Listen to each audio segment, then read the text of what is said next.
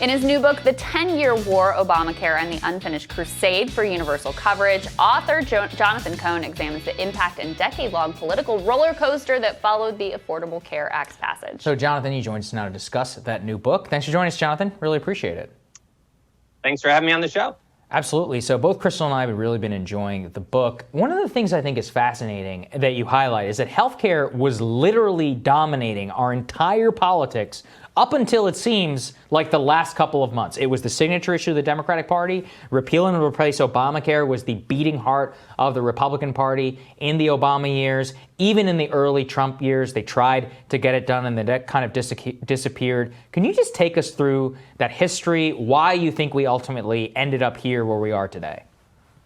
Yeah. So, I mean, look, Democrats, universal health care is in like the DNA of the Democratic Party, right? I mean, this has been a crusade going back to Franklin Roosevelt, the New Deal. Harry Truman tried to do universal health care, and it's been this ongoing effort. So, I mean, Democrats are always talking about health care. It's one of their core issues. And obviously, when Obama gets elected, they see a chance to act and they move forward. And interestingly, in part because they have been at this for so long and they've never quite gotten there, the mindset for the whole party, the liberal wing, the conservative wing, is, look, let's stick together. Let's not make the same mistakes we've made before.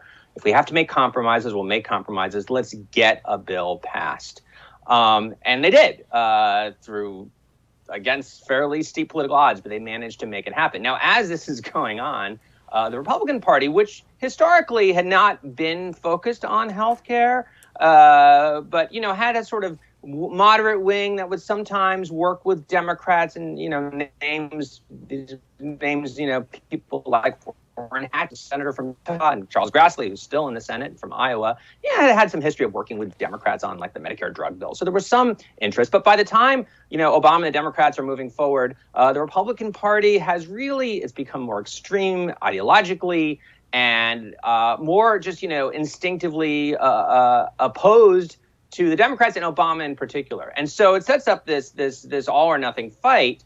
The law passes, but the fight doesn't stop. And they spend, the Republicans keep coming back to, it becomes their focus as much as it was for the Democrats. They are going to repeal Obamacare. They're going to get rid of it. And then, of course, they finally get their chance. And lo and behold, it turns out that actually repealing a law is actually harder than it sounds.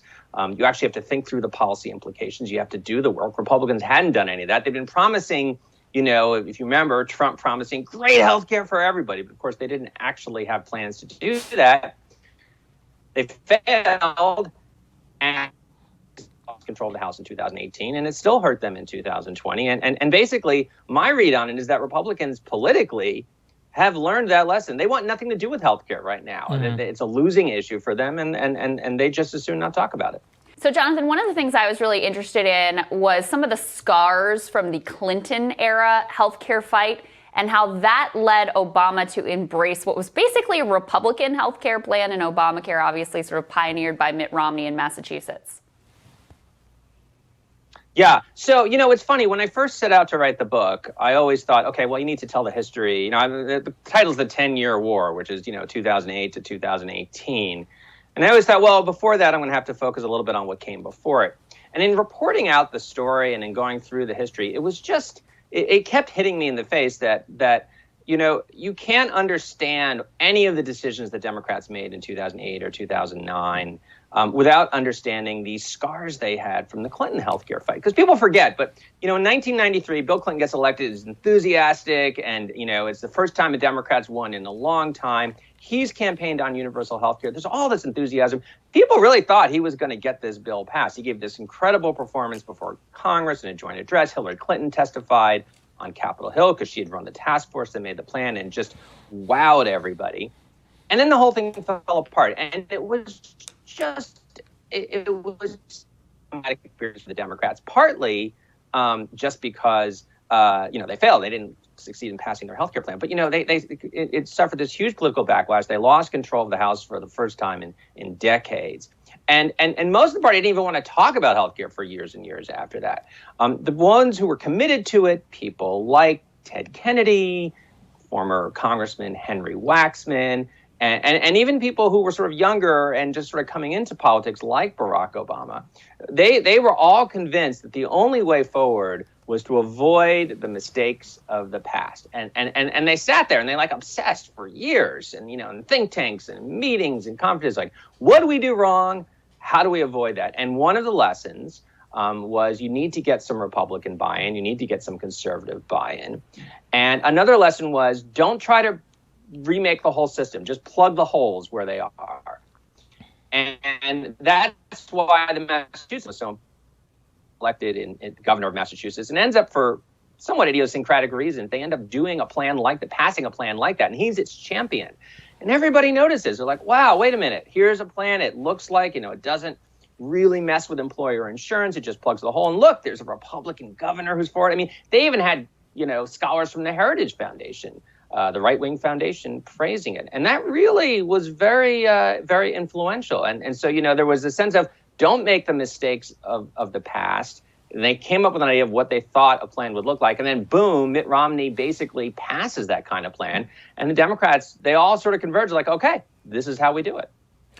It's fascinating then, Jonathan. What do you make of the current state of the Democratic Party when it comes to healthcare? You had this huge fight in the primary, Medicare for All versus Joe Biden. Joe Biden obviously won that primary, basically talking about strengthening COBRA and more. But there has not been a large legislative push to expand Obamacare. That doesn't seem to be in the cards, rhetoric or not. It's all infrastructure. It was stimulus package.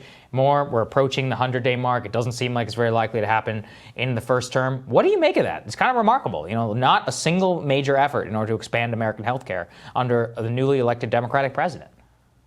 Well, so I would say it's interesting that it's not gotten the high profile it has before, and it's interesting to me because there is actually something happening, and I think and I think this is in part because of the Obamacare experience. So the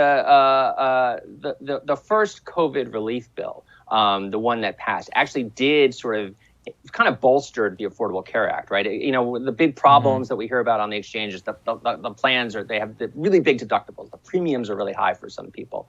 And so they went ahead and they just threw a lot of money at it, basically, and said, we should have done this in the first place. We should have made sure that the deductibles weren't so high. More middle-class people got assistance. So now they are, but it's a temporary measure for 2 years. The hope is that they can then make that permanent. They also are talking about, there is this sort of debate about, the next part of the stimulus package that we're likely to get from the Biden administration is likely to have some healthcare component to it.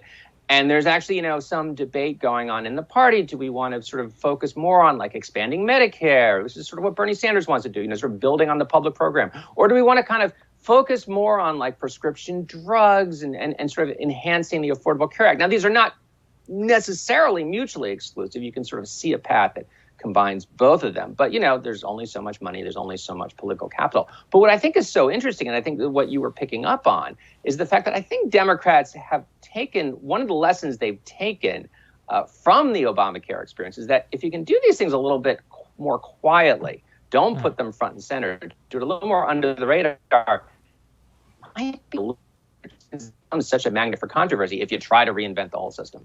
Yeah. And Jonathan, what do you make of those two different paths? Jeff Stein had a report we covered here in the Washington Post about how Pelosi and House leadership are pushing for, hey, let's keep these subsidies in place and bolster Obamacare.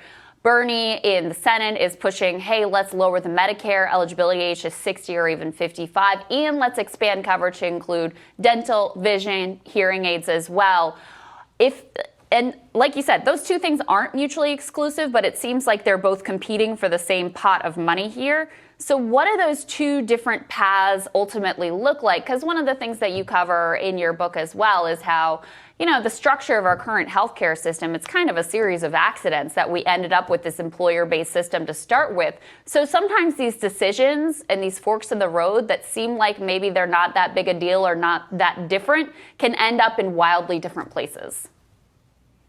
Yeah, no, that's such a good point. I mean, you make a random decision in the 1940s about the tax treatment of employer health insurance, which I don't think anybody thought was going to be like a hugely consequential decision. And yet you could argue that decision in the 1940s is a big reason why today we have an employer system, altogether. So yeah, these decisions do make a big difference. The tension that you described that Jeff wrote about in that Washington Post piece is real.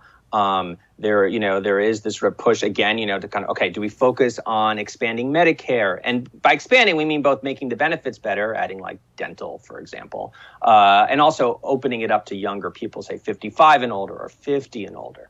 Or, do you want to sort of take those extensions on the Affordable Care Act and make them permanent? And there's other pieces too. There's a whole other sort of basket of issues involving how you get to sort of controlling the price of drugs. And that's particularly important to actually build savings that you can then use to pay for the other programs. Now, as you said, these are not in theory mutually exclusive, but how do you prioritize them is the question right now, because it is a matter of, how much money is available, how far can you stretch it? And there's only so many pieces of legislation and only so many times, you can get people to vote for things they might be reluctant to vote for. There's only so many fights you can have. And I honestly don't know how this is going to turn out. Again, I don't think, Bernie Sanders is happy to make the Affordable Care Act more generous. I think he thinks that's a good thing. Nancy Pelosi is happy to expand the benefits in Medicare, open it up to more people. I think she thinks that's a good thing.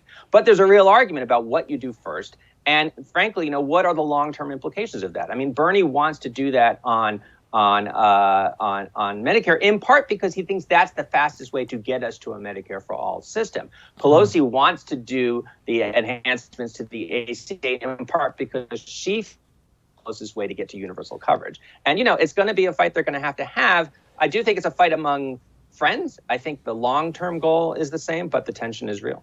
Yeah, certainly. Thanks, Jonathan. We book both is really fantastic. appreciate it. Everyone should check it out.